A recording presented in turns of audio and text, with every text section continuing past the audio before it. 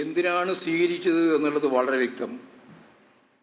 ഞാൻ നേരത്തെ പറഞ്ഞ ജമാഅത്ത് ഇസ്ലാമും SDP-യും പോപ്പുലർ ഫ്രണ്ടും തമ്മിലെല്ലാം ഉണ്ടാക്കിയ, ലീഗും കോൺഗ്രസും ചേർന്നുണ്ടാക്കിയ ഈ അവിശുദ്ധ കൂട്ടുകെട്ട് ജനങ്ങളുടെ മുമ്പിൽ തുറന്നു കാണിക്കപ്പെടുമ്പോൾ CPM-നെ ഏതെങ്കിലും രീതിയിൽ ഒന്ന് ഒതുക്കാൻ ഉതകുന്ന നിലപാട് പ്രസിഡന്റിൻ്റെ തന്നെ ഭാഗത്തുനിന്ന് ആവുമെന്നാണ് അവർ ധരിച്ചത്. അത് അവർ തന്നെ പരിഹാസ്യമാവുന്ന നിലയിലേക്കാണ് കാര്യങ്ങൾ എത്തിയത്.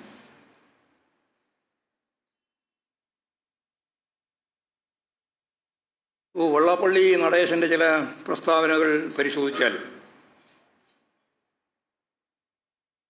രാജ്യസഭാ സ്ഥാനാർത്ഥിയുടെ നിർണയത്തോടെ ഇടതുപക്ഷം ന്യൂനപക്ഷത്തിന് കീഴ്പ്പെട്ടിരിക്കുന്നു എന്നാണ് അദ്ദേഹം പറഞ്ഞത്. ശ്രീനാരായണ ദർശനം ഞാൻ നേരത്തെ തന്നെ വിശദീകരിച്ചു. അങ്ങനെയുള്ളൊരു പ്രസ്ഥാനത്തിൻ്റെ നേതാവ് ഇടതുപക്ഷം ന്യൂനപക്ഷത്തിന് രാജ്യസഭയിൽ കൊണ്ടുവന്ന അതിൻ്റെ ഒരു ആരോപണമായിട്ട് ഉന്നയിച്ച് ആ രീതിയിലുള്ളൊരു നിലപാട് സ്വീകരിച്ചത് അവർ തന്നെ ഗൗരവപൂർവം കാണേണ്ട ഒന്നാണ്. കേന്ദ്ര ഗവൺമെൻറ് BJP രൂപീകരിച്ച കേന്ദ്ര മന്ത്രിസഭയിൽ ഒരു മുസ്ലിമിനെ പോലും ഉൾപ്പെടുത്താൻ അവർക്ക് സാധിച്ചിട്ടില്ല എന്നുള്ളതിൻ്റെ മേലെ ഒരു തരത്തിലുള്ള പ്രശ്നവും അവർ ഉന്നയിക്കുന്നില്ല. അപ്പോൾ സംഘപരിവാർ അജണ്ടയുടെ അതിന് കീഴടങ്ങുന്ന രീതിയിലുള്ള ഒരു മനസ്സ് രൂപപ്പെട്ടു വരുന്നു എന്നുള്ളതാണ് ഇതിൽ നിന്ന് മനസ്സിലാവുന്നത്. സർവമത സംഗമം നടത്തി എല്ലാ മതങ്ങളുടെയും സാരാംശം ഒന്നാണ് എന്ന് പ്രഖ്യാപിച്ച ശ്രീനാരായണ ഗുരുവിൻ്റെ ദാർശനിക കാഴ്ചപ്പാടിൽ നിന്ന് വ്യത്യസ്തമായി ഒരു നിലപാടാണിപ്പോൾ ഞാൻ ആദ്യം പറയുമ്പോഴേ തന്നെ ചൂണ്ടിക്കാണിച്ചതുപോലെ സംഘപരിവാറിൻ്റെ ഭാഗമായിട്ട് പല സ്ഥലത്തും SNDP-യുടെ വിവിധ നേതൃനിരയിലുള്ളവരും എടുത്തുകൊണ്ടിരിക്കുന്ന സമീപനം. അപ്പോൾ ഇതൊന്നും മതനിരപേക്ഷ ഉള്ളടക്കമുള്ള കേരളത്തിന് അനുയോജ്യമായ ഒരു നിലപാടല്ല എന്ന് മതനിരപേക്ഷതയിൽ ഊന്നി നിൽക്കുന്ന എല്ലാ വിഭാഗത്തിൽപ്പെട്ട ജനങ്ങളും മനസ്സിലാക്കും. അല്ലാത്ത രീതിയിലുള്ള വർഗീയ ധ്രുവീകരണ ശ്രമത്തെ ജനങ്ങൾ ശക്തിയായിട്ട് എതിർക്കുമെന്ന കാര്യത്തിൽ യാതൊരു സംശയമില്ല. ഞങ്ങൾ വളരെ വിശദമായിട്ട് ചർച്ച നടത്തിയിട്ട് തന്നെ ജനങ്ങളിലേക്ക് ഇറങ്ങാനും വർഗീയതയെ പ്രതിരോധിക്കാനും വർഗരാഷ്ട്രീയം, തൊഴിലാളികൾ, കൃഷിക്കാർ, ഇപ്പോൾ അഖിലേന്ത്യാടിസ്ഥാനത്തിൽ ഇത് പരിശോധിച്ചാൽ കർഷക ജനവിഭാഗങ്ങളുടെ സംഘടിത തൊഴിലാളി വർഗത്തിൻ്റെ പോരാട്ടങ്ങളെല്ലാം വിവിധ മേഖലയിൽ സ്വാധീനം ചെലുത്തിയിട്ടുണ്ട് ഇലക്ഷനിൽ നിന്ന് നമുക്ക് കാണാൻ കഴിയും. അതുകൊണ്ട് വലിയ രീതിയിലുള്ള വർഗസമര പോരാട്ടങ്ങൾ ശക്തിപ്പെടുത്തി ജനങ്ങളെ അണിനിരത്തി ഈ വർഗീയ കൂട്ടായ്മക്കെതിരായിട്ട് മുന്നോട്ടേക്ക് പോകാനാവണം. മതനിരപേക്ഷ ഉള്ളടക്കത്തെ അടിസ്ഥാനപ്പെടുത്തിയും അതുപോലെ BJP-യുടെ അപകടം മനസ്സിലായും അതിനെ പ്രതിരോധിക്കാൻ നല്ലതാണ് കോൺഗ്രസ് എന്ന് കരുതിപ്പോയ ആളുകളെ ഉൾപ്പെടെ തിരിച്ചു കൊണ്ടുവരുന്നതിനു വേണ്ടിയുള്ള നല്ല ജാഗ്രതയായ സഹനപൂർണമായ പ്രവർത്തനം ഈ പരാജയത്തെ അടിസ്ഥാനപ്പെടുത്തിയിട്ട് നടത്താനാവണമെന്നാണ് പാർട്ടി സംസ്ഥാന സെക്രട്ടേറിയറ്റും സംസ്ഥാന കമ്മിറ്റിയും കണ്ടിട്ടുള്ളത്. ഇതാണ് വിശദീകരിക്കാനുള്ളത്.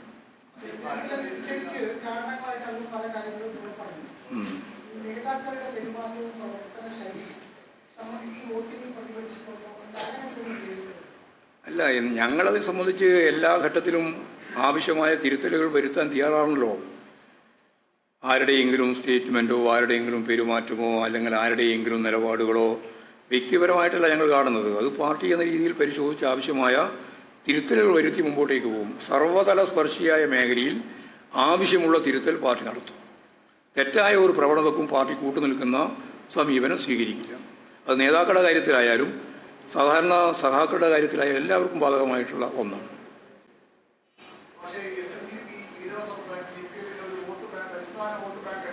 അല്ല, അങ്ങനെയല്ല അതിനെ കാണേണ്ടത്. അല്ലല്ല, എന്താ അറിയോ, അത് കേരളത്തിലെ ഏറ്റവും പിന്നണിയിൽ നിൽക്കുന്ന ഒരു ജനവിഭാഗമായിരുന്നു ഈ ഞങ്ങളുടെ എല്ലാ നാട്ടിൽ ഇവിടെ ഈഴവ. അവരാണ് ഇടതുപക്ഷ പ്രസ്ഥാനത്തിൻ്റെയും പുരോഗമന പ്രസ്ഥാനത്തിൻ്റെയും നട്ടെല്ലായി പ്രവർത്തിച്ചുകൊണ്ടിരുന്നത്. അവർ തന്നെയാണ് ഇപ്പോഴും പ്രവർത്തിച്ചുകൊണ്ടിരിക്കുന്നത്. എന്നാൽ അതിൽ ഞാൻ നേരത്തെ പറഞ്ഞ പോലെ വർഗീയ ധ്രുവീകരണത്തിലേക്കുള്ള നീക്കമാണ് ആരംഭിച്ചത്. അത് ശക്തിയായിട്ട് അതിനെ എതിർത്തുകൊണ്ട് തന്നെ നിലപാട് സ്വീകരിച്ച് മുമ്പോട്ടേക്ക് പോയാൽ അതിൽ വിള്ളലുണ്ടാക്കാനുള്ള ശ്രമത്തെ നമുക്ക് ഫലപ്രദമായിട്ട് പ്രതിരോധിക്കാൻ കഴിയുമെന്ന് തന്നെയാണ് പാർട്ടി കാണുന്നത്.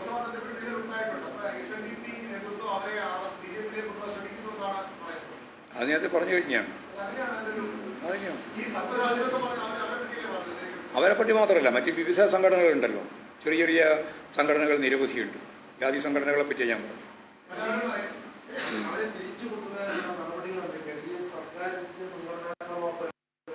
അത് അന്നേരം പറയാം.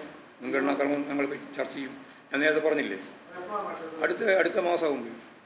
വളരെ വേഗം തന്നെയാണ് ഇതിൻ്റെ ഭാഗമായിട്ട് ഭാവി പ്രവർത്തനങ്ങളെ സംബന്ധിച്ചുള്ള വളരെ ഫലപ്രദമായ ഒരു ഇടപെടൽ. അത് നമുക്ക് ഈ സാമൂഹിക ജീവിതത്തിൽ വന്നുകൊണ്ടിരിക്കുന്ന നിരവധിയായ മാറ്റങ്ങളെ ഉൾപ്പെടെ കണ്ടുകൊണ്ട് പോകണം. ഓരോന്നിനെ സംബന്ധിച്ച് ഇടപെടണം. അത് ഇടപെടും എന്ന് തന്നെയാണ് തീരുമാനിച്ചിട്ടുള്ളത്. എങ്ങനെ? അത് ഒരുപാട് ഘടകങ്ങളുണ്ട് അതിൽ. അവിടെ ഫണ്ടിങ് ഉൾപ്പെടെയുള്ള ഒരുപാട് പ്രശ്നങ്ങളുണ്ട്. അതിൽ നേരെ ഇടപെട്ട വലിയ രീതിയിലുള്ള ഭരണ ഭയപ്പെടുത്തലുണ്ട്. തുടങ്ങിയ ഒരുപാട് കാര്യങ്ങൾ. അതുൾപ്പെടെയുള്ള കാര്യങ്ങൾ വെച്ച് പരിശോധിക്കുമ്പോഴാണ് കൃത്യമായിട്ട് നമുക്കിത് മനസ്സിലാവുന്നത് പല മേഖലയിലുമായിട്ട്.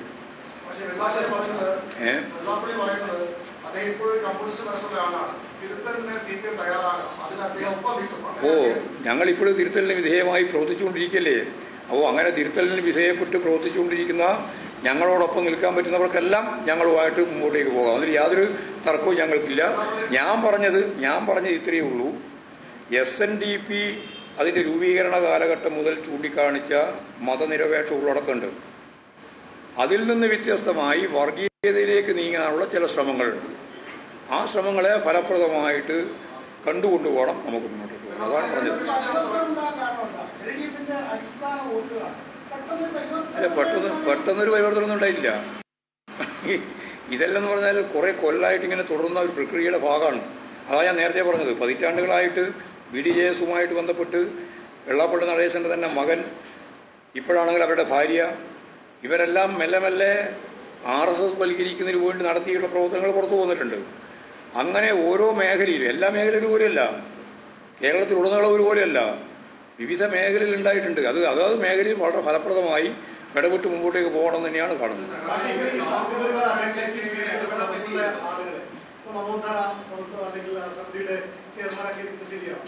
അല്ല, അതൊക്കെ ഗവൺമെന്റ് പരിശോധിക്കേണ്ടതാണല്ലോ. അത് ആ രീതിയിലാണ് അതൊക്കെ കൈകാര്യം ചെയ്യുന്നത്.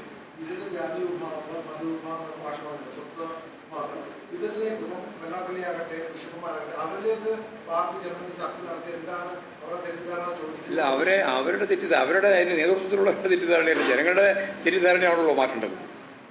അവർക്കെല്ലാം ധാരണയുണ്ട്. തെറ്റിദ്ധാരണ ഈ സാധാരണ ജനങ്ങൾക്കാണ്.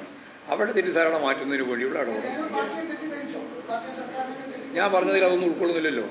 ഇപ്പോഴും 33.35% വോട്ട് 3.5% വോട്ട് CPM-ന് കിട്ടിയിട്ടുണ്ടല്ലോ. അതുകൊണ്ട് നിങ്ങൾ ആ രീതിയിലുള്ള ചോദ്യത്തിനൊന്നും പ്രസക്തിയില്ല. എല്ലാം തിരിച്ച് പോയിരിക്കുകയാണെന്നുള്ള തെറ്റിദ്ധാരണയൊന്നും വേണ്ട.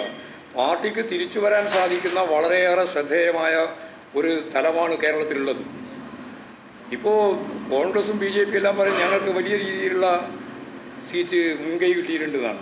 കഴിഞ്ഞ 2019 തെരഞ്ഞെടുപ്പിൽ കോൺഗ്രസിന് 123 സീറ്റിൽ മുൻകൈ ഉണ്ടായിരുന്നു. ഇപ്പോൾ 111 സീറ്റിലേ ഉള്ളൂ. അന്ന് BJP-ക്ക് ഒരു സീറ്റേ ഉണ്ടായിരുന്നുള്ളൂ. ഇന്നിപ്പോൾ അവർക്ക് 11 സീറ്റുണ്ട്. അവർ ഇതിനു മുമ്പ് കേന്ദ്രത്തിലും ജയിച്ചിട്ടുണ്ട്. കേന്ദ്ര പാർലമെൻറ്റ് തെരഞ്ഞെടുപ്പിൻ്റെ ഭാഗമായിട്ട് മൂവാറ്റുപുഴ ജയിച്ചിട്ടുണ്ട്. NDA സഖ്യത്തിൻ്റെ ഭാഗമായിട്ട് ഇവിടെ നേമത്ത് ജയിച്ചിട്ടുണ്ട്. അതെല്ലാം അക്കൗണ്ട് കൂട്ടിച്ചിട്ടുണ്ട്. അതുപോലെ നമുക്ക് ഇനിയും മുമ്പോട്ടേക്ക് വന്നാൽ ഒരു സംശയവും CPM-നില്ല. ഈ 111 സീറ്റ് 123 സീറ്റ് കഴിഞ്ഞ പ്രാവശ്യം അവരുടെ കയ്യിലുള്ളപ്പോഴാണ്, അല്ലെങ്കിൽ അവർക്ക് മുൻകൈയുള്ളപ്പോഴാണ് 99 സീറ്റിൽ ഞങ്ങൾ ജയിച്ചത്. തദ്ദേശ സ്വയംഭരണ സ്ഥാപനങ്ങളിലേക്കുള്ള തെരഞ്ഞെടുപ്പിൽ ഞങ്ങൾ ജയിച്ചത്. അതേപോലെ ഇത് കേന്ദ്ര രാഷ്ട്രീയവുമായിട്ട് ബന്ധപ്പെട്ടാണ് പാർലമെൻറ്റ് തെരഞ്ഞെടുപ്പ് വരിക. അതിൽ നിന്ന് തികച്ചും വ്യത്യസ്തമായ ഒരു ഇക്വേഷനാണ് തദ്ദേശ സ്വയംഭരണ സ്ഥാപനങ്ങളിലും പാർലമെൻറ്റ് അസംബ്ലി തെരഞ്ഞെടുപ്പിലൊക്കെ വരുന്നത്. അത് നല്ല ജാഗ്രതയോടുകൂടി പ്രവർത്തിച്ചാൽ അതിൻ്റെ എല്ലാം അടിത്തറ വിവരപ്പെടുത്തിക്കൊണ്ട് നമുക്ക് ശക്തിയായിട്ട് മുന്നോട്ടേക്ക് വരാൻ കഴിയും, തിരിച്ചു വരാൻ കഴിയും എന്നുള്ള കാര്യത്തിൽ യാതൊരു സംശയവും CPM ന്.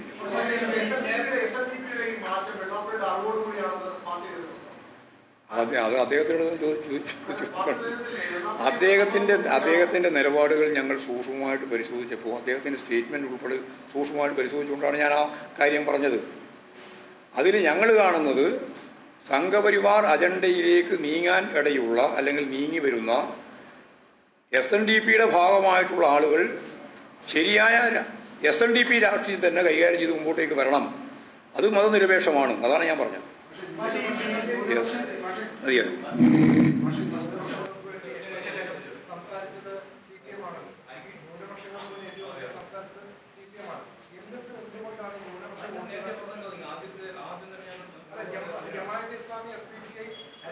ജമാഅത്ത് ഇസ്ലാമി അല്ല, അത് നിങ്ങൾ കാണേണ്ടത് ഞാൻ നേരത്തെ പറഞ്ഞ ഭാഗം ഒഴിവാക്കണ്ട, അതിലെല്ലാം കൂടി ചേർത്തിട്ട് നോക്കണം. ഇതിൽ ഏതെങ്കിലും ഒരു ഭാഗം കൂടി എടുത്ത് നിങ്ങൾ ഏതാ പത്രം? മനോരമയോ? എന്നാൽ പിന്നെ ഉറപ്പില്ലേ വരാൻ പോകുന്നു ഇതായിരിക്കുന്നു. ഞാൻ പറഞ്ഞത് ഒന്നുകൂടി ഞാൻ പറയാം, നിങ്ങൾക്ക് മനസ്സിലാകാൻ വേണ്ടി തന്നെ പറയാം. ഞാൻ പറഞ്ഞത് കേരളത്തിലെ ദേശീയ രാഷ്ട്രീയം, അതായത് ദേശീയ രാഷ്ട്രീയവുമായിട്ട് ബന്ധപ്പെട്ട് കേരള രാഷ്ട്രീയം കൈകാര്യം ചെയ്യുന്നതിൽ പരിമിതിയുണ്ട്. ആ പരിമിതിയാണ് ഞാൻ പറഞ്ഞത്. ഇന്ത്യ എന്ന കൂട്ടുകെട്ടിൻ്റെ മുൻപന്തിയിൽ നിൽക്കുന്നത് കോൺഗ്രസ്സാണ്. ഞങ്ങൾ നിർത്തിയ സീറ്റിൻ്റെ തന്നെ എണ്ണം കുറവാണല്ലോ. അപ്പോൾ ദേശീയാടിസ്ഥാനത്തിൽ ഒരു ഗവൺമെൻറ് രൂപീകരണവുമായിട്ട് ബന്ധപ്പെട്ട് ഞങ്ങൾ ഉന്നയിച്ച മുദ്രാവാക്യം BJPയെ താഴെ ഇറക്കുക എന്നുള്ള മുദ്രാവാക്യം ഫലപ്രദമായിട്ട് ചെയ്യാൻ സാധിക്കുക നിങ്ങളെക്കാളും കൂടുതൽ കോൺഗ്രസ്സിനാണല്ലോ എന്ന ചിന്തയാണ് ഞാൻ പറഞ്ഞത്. അതുകൊണ്ട് വേറെ വ്യാഖ്യാനം വേണ്ട കേട്ടോ.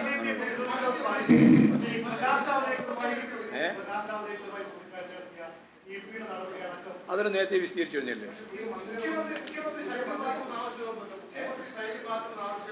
ലോക്സഭാ തെരഞ്ഞെടുപ്പിൽ ഇടതുപക്ഷം നേരിട്ടത് കനത്ത തോൽവി എന്നാണ് CPM സംസ്ഥാന സെക്രട്ടറി MV ഗോവിന്ദൻ പറയുന്നത്. BJPക്ക് ഒരു സീറ്റ് നേടാനായി എന്നത് അപകടകരമായ മറ്റൊരു കാര്യമെന്നും അദ്ദേഹം പറയുന്നുണ്ട്. ഇതിന്റെ കൂടുതൽ വിശദാംശങ്ങൾ നൽകാൻ തിരുവനന്തപുരത്ത് നിന്നും D ബിനോയ് ചേരുന്നുണ്ട്. ബിനോയ്, തെരഞ്ഞെടുപ്പിൽ ഇടതുപക്ഷം നേരിട്ടത് കനത്ത തോൽവി തന്നെയെന്ന് തുറന്ന് സമ്മതിച്ചിരിക്കുകയാണ് ഇപ്പോൾ CPM സംസ്ഥാന സെക്രട്ടറി MV ഗോവിന്ദൻ. ജനങ്ങൾക്കിടയിൽ ചില തെറ്റിദ്ധാരണകൾ ഉണ്ടായി, ജനങ്ങളിലേക്ക് ഇറങ്ങണമെന്ന് തന്നെയാണ് തീരുമാനിച്ചിട്ടുണ്ടായിരുന്നത് എന്നുള്ള കാര്യങ്ങളൊക്കെ അദ്ദേഹം പറയുന്നുണ്ട്. എന്തൊക്കെ കാര്യങ്ങളാണ് അദ്ദേഹം വിശദീകരിച്ചത്? CPM നേതൃത്വം തെറ്റുപറ്റിയെന്ന തരത്തിൽ തന്നെയാണ് പറയുന്നത്.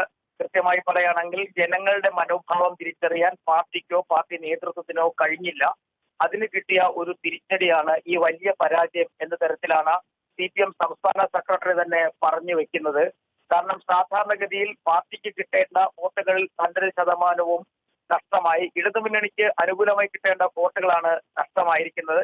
പ്രത്യേകിച്ചും SNDP ക്രൈസ്തവ വിഭാഗങ്ങൾ, SNDPയിൽ വലിയൊരു വിഭാഗവും ഒപ്പം തന്നെ ക്രൈസ്തവ വിഭാഗത്തിലെ നല്ലൊരു ശതമാനവും BJPക്ക് അനുകൂലമായി വോട്ട് ചെയ്തതിനുള്ള വിജയമാണ് BJP തൃശ്ശൂരിൽ ജയിച്ചതെന്നാണ് അദ്ദേഹം പറയുന്നത്.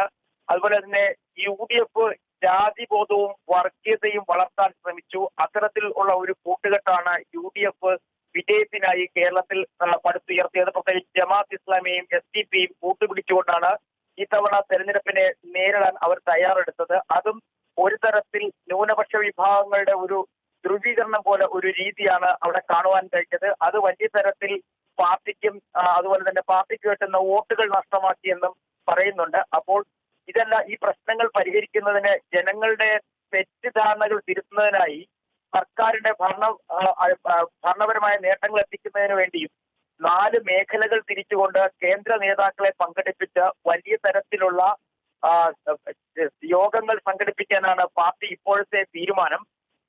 അതുപോലെ തന്നെ BJP അക്കൗണ്ട് നിയമത്തെ തുറന്നെങ്കിലും അത് പിന്നീട് പൂട്ടിക്കാൻ CPMന് കഴിഞ്ഞിട്ടുണ്ട്. അതുകൊണ്ട് തന്നെ BJPയുടെ ഇപ്പോഴത്തെ വിജയം ഒരു താൽക്കാലിക വിജയമാണ് എന്ന് തന്നെയാണ് അദ്ദേഹം പറഞ്ഞു വെക്കുന്നത്.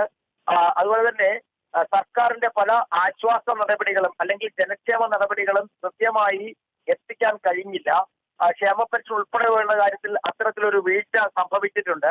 അതുപോലെ തന്നെ മുഖ്യമന്ത്രിയെ കരിവാരിത്തേക്കുന്ന തരത്തിൽ അല്ലെങ്കിൽ മുഖ്യമന്ത്രിക്കെതിരെ നടത്തിയിട്ടുള്ള പ്രചരണങ്ങൾ അത് കൃത്യമായി ജനങ്ങളിലെത്തുകയും അത്തരത്തിൽ ജനങ്ങളുടെ ഭാഗത്തു നിന്നും ആ മുഖ്യമന്ത്രിക്കെതിരെ ഉണ്ടായ ഒരു പ്രതികരണം കൂടിയാണ് ഈ തിരഞ്ഞെടുപ്പിലെ വോട്ട് എന്ന തരത്തിലും ഒരു വിലയിരുത്തലായി സംസ്ഥാന സെക്രട്ടറി തന്നെ പറഞ്ഞു വെക്കുന്നു. അപ്പോൾ കൃത്യമായി നമ്മൾ മനസ്സിലാക്കേണ്ട ഒരു കാര്യം, പാർട്ടിക്ക് തെറ്റു പറ്റിയിരിക്കുന്നു ചില സ്ഥലങ്ങളിൽ എന്നുള്ളതിന് വ്യക്തത വരുത്തിക്കൊണ്ടാണ് അദ്ദേഹം പത്രസമ്മേളനം നടത്തിയിരിക്കുന്നത്.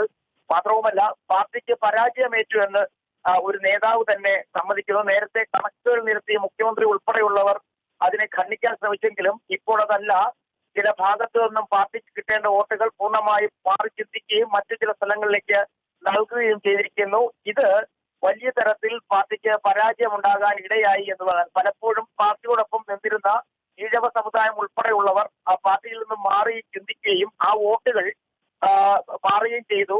ശ്രീനാരായണ ഗുരുവിനെ പോലെ തന്നെ ചിന്തിക്കുന്ന ഒരു ജാതി ഒരു മതം ഒരു ദൈവം എന്ന ചിന്തയിലൂടെ മുന്നോട്ട് പോകുന്ന SNDP പ്രസ്ഥാനത്തിന്റെ നേതാക്കളിൽ ചിലർ നടത്തിയിട്ടുള്ള BDJS പോലുള്ള ചില സംഘടനകൾ, അവർ പിന്നീട് BJPയുമായി ചേർന്ന് നടത്തിയിട്ടുള്ള നീക്കങ്ങൾ, അതിന്റെ ഒരു ഫലം കൂടി വോട്ട് ചോരാൻ ഇടയായിട്ടുണ്ട് എന്നാണ് സംസ്ഥാന സെക്രട്ടറി ഗോവിന്ദൻ മാസ്റ്റർ പറഞ്ഞു വെക്കുന്നത്.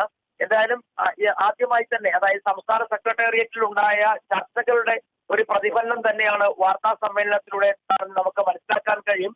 കാരണം അത്തരത്തിൽ വലിയ തരത്തിലുള്ള ഒരു നിരൂപണം അല്ലെങ്കിൽ ഒരു ആരോപണങ്ങൾ സംസ്ഥാന സമിതി അംഗങ്ങളുടെ ഭാഗത്തു നിന്നുണ്ടായി എന്ന് നമുക്ക് വ്യക്തമാകുന്നു. മാത്രവുമല്ല, ഈ കാര്യങ്ങളൊക്കെ തന്നെ ഇതിനൊരു തെറ്റുതിരുത്തൽ എന്ന നിലയ്ക്ക് ജനങ്ങളിലേക്ക് വീണ്ടും ഇറങ്ങിച്ചെന്നുകൊണ്ട് പ്രശ്നങ്ങൾ പരിഹരിച്ച് സർക്കാരിനെയും CPM-നെയും മുന്നോട്ട് കൊണ്ടുപോകാൻ പാർട്ടി തീരുമാനമെടുത്തു കഴിഞ്ഞു എന്നുമാണ് അദ്ദേഹം പറഞ്ഞു വെക്കുന്നത്. എന്തായാലും ശരി തന്നെ, പാർട്ടി നേതൃത്വം തന്നെ പരാജയം അല്ലെങ്കിൽ കഴിഞ്ഞ ലോക്സഭാ തെരഞ്ഞെടുപ്പിൽ പരാജയം ഉണ്ടായി എന്ന് തുറന്നു പറച്ചിലാണ് അല്ലെങ്കിൽ ഒരു ഏറ്റുപറച്ചിലാണ് നമുക്ക് കാണാൻ കഴിഞ്ഞത്. കൃത്യമായി പറഞ്ഞാൽ വ്യക്തമാണ്. എന്തായാലും പാർട്ടിയിലെ പ്രധാന നേതാവ് തന്നെ തങ്ങൾക്ക് പരാജയം നേരിട്ടു എന്ന് തുറന്നു പറഞ്ഞിരിക്കുന്ന ഒരു സാഹചര്യമാണുള്ളത്. എല്ലാ ഘട്ടത്തിലും ഞങ്ങൾ ആവശ്യമായ തിരുത്തലുകൾ വരുത്താൻ തയ്യാറാണ്. അതുമായി നേതാക്കളുടെ കാര്യത്തിലായാലും ഇനി തിരുത്തേണ്ടത് തിരുത്തി മുന്നോട്ട് പോകുമെന്നും അദ്ദേഹം പറഞ്ഞു വെക്കുന്നുണ്ട്.